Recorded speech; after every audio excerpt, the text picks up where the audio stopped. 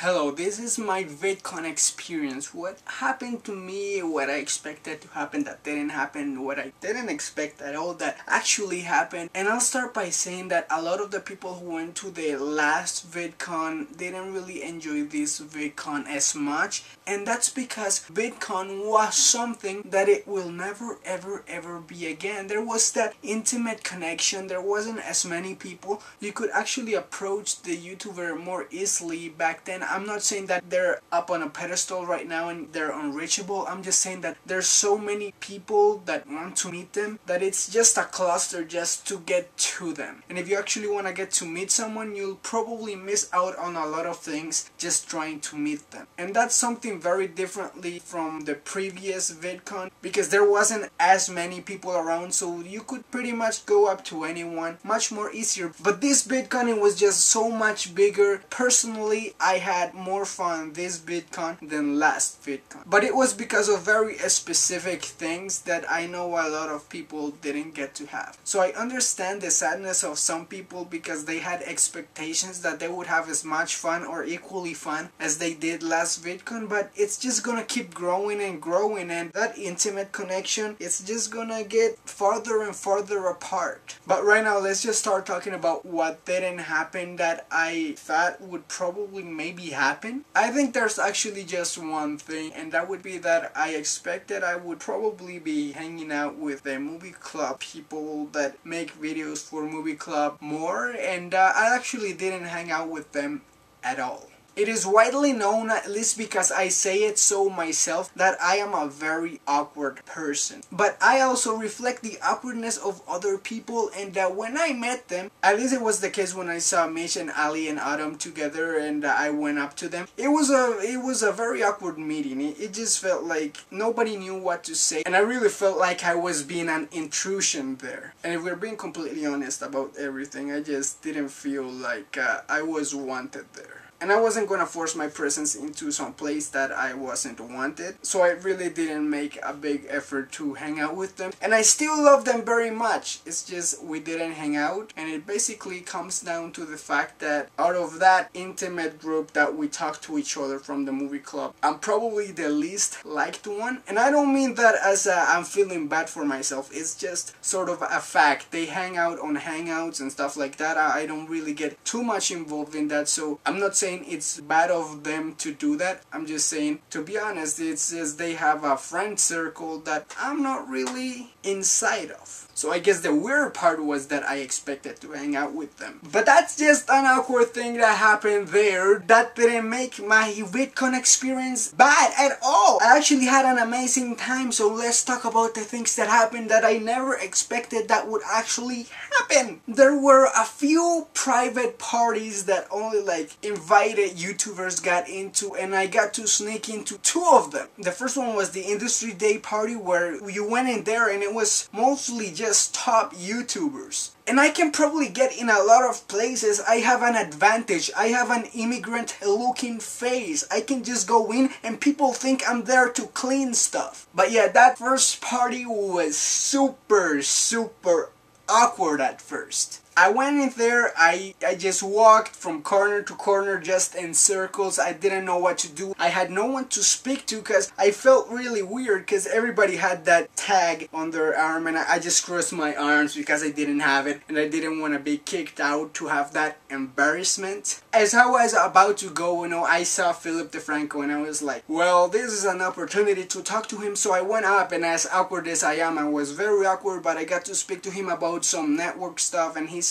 we spoke like maybe 2 or 3 minutes. It wasn't very long, but it was a great conversation I had with him, and it will remain in my memory for a very long time. And then after that, the circle widened and he started to speak to other people, but then Kevin Brooks started talking to me, and then that divided into a different circle. So there was a circle over here with Philip DeFranco and other people. There was another circle here with a girl I don't really remember who she is, and there was Luke Bowe, whose name Bowe Joe's brother, and then there was me, and then Kevin Brick was doing most of the talking. He's pretty funny. He was just talking. And then somebody called him over. Then I was there very awkwardly standing with Luke Bow, and I didn't know what to say, but I started talking to him, and that was probably the longest conversation I had with anybody at VidCon, and it was a great conversation. We talked for a long time. I really lost track of time, but we talked for a long time. And his brother created the Annoying Orange, so he had some interesting stories, not really about that, but about his life, and it was all interesting, and I told him about my life, and it was a good conversation.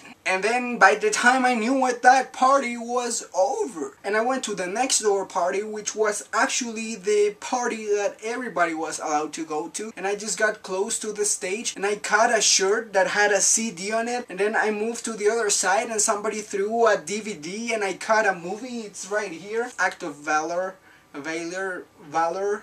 I don't know. I hanged out a lot with David from the Greatest Ever show. You might not know him. But then I snuck into a different party, which was the District Lines party. And that was a great party. I danced with freaking DJ Mike Switch. And I've talked about, and I'm gonna talk about a few more people that you probably never heard about. But these are pretty important people in the YouTube world. So yeah, I danced with DJ Mike Swish. That is the drunk version of Matty, the person who edits Philip DeFranco's show. I'm not even saying we danced in a circle of people dancing. We literally danced with each other. And in retrospect, it looks gay even in my memory, but it's a cool experience to have, and it wasn't gay at all, I promise. What was sort of a little gay was the Epic Mealtime guy, the rapper guy. He's big and he raps, and he sort of plays the role of stupid in Epic Mealtime. He grinded on me a little bit, and that was awkward, but it was cool because he's from Epic Mealtime. And then after that, I danced with Philip DeFranco. Well, I didn't actually dance with him. I sort of danced about 10 inches away from him. He was dancing with Linz, and I was dancing over here in a different circle, but we were pretty proximate. That sounds weird, but we were dancing pretty close to each other, and that's a cool thing to say to your grandchildren. And that circle I was in was with a girl. I don't really remember who she is, but then at my side there was Ethan Newberry, and then at my other side of that circle it was Exotic Jess, which surprisingly, that party, the person I danced the most with, funnily enough, it was with Exotic Jess, and that's just a little bit mind-blowing. And side story, the last night I was actually just talking to somebody who was in a line to go inside of the Maker party. His name is Edwin from Edwin's Generation. I was just talking to him, and I was sort of humiliated in front of Edwin by a guy who thought I was trying to sneak into the Maker party. So you know, I snuck into 2 earlier parties and I wasn't trying to sneak into the Maker party. So I guess that's karma.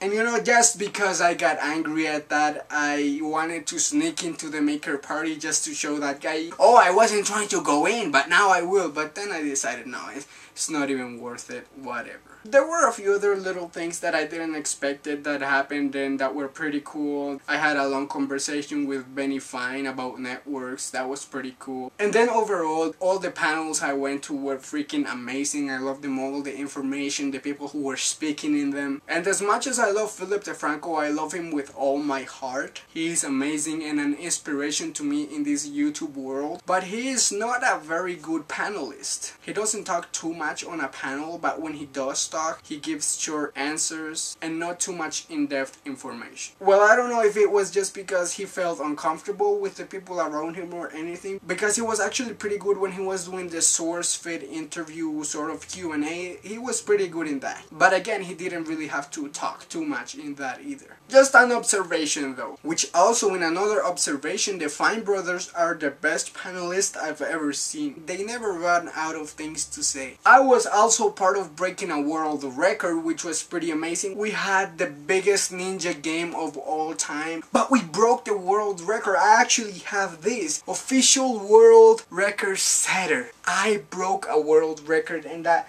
I don't think a lot of people can say that. And this VidCon was very different for me than last year, because last year I tried to meet as many people as possible and take pictures with all of them, which differs from this year that I tried to go to as many panels as possible, and which worked out great for me because I actually got to see a lot of the YouTubers I like talk on a live platform, and I actually got to see Terry Crews in one of the panels I went to because he just signed to Maker Studios. That was so surprising that I actually took a picture of that. Which brings me to my thing, like last year I took as many pictures with as many top YouTubers as I could and everything. I tried to meet them. This time I went to as many panels, and this year I took absolutely no pictures at all except for the one that I took of Terry Crews. But absolutely no pictures at all other than that, and no video of anything. Which in retrospect is very stupid of me, but I did that. And next year, like I said on the previous video, I want to blow up before that, at least, you know, enough for that people are excited to see me. So I hope that there's an even bigger difference of the experiences from these VidCons. And if you've never gone to VidCon and you spend a lot of time here on YouTube and you're subscribed to a bunch of people,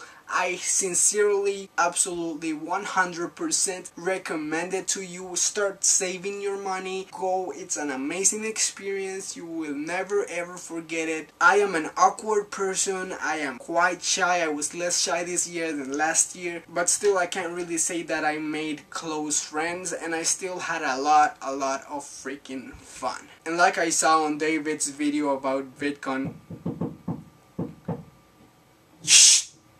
and like I saw on David's video about VidCon, he did say, you know, playlist live, that exists. If you really do want that more intimate connection, that's still pretty small compared to VidCon, so you can go to that. But I've never been to playlist, so I can't really recommend something I've never been to. But I absolutely love VidCon. And that's the last thing I'll say because this is pretty long. Love you, little K's, then hopefully I'll see some of you at the next VidCon.